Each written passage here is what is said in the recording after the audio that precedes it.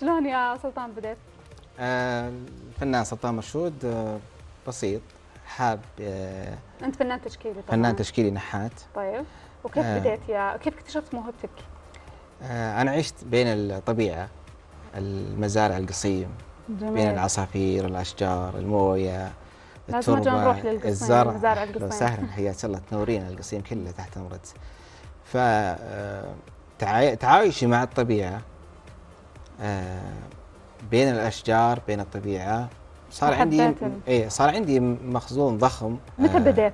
كم عمر كان؟ تقريبا من يوم أنا صغير.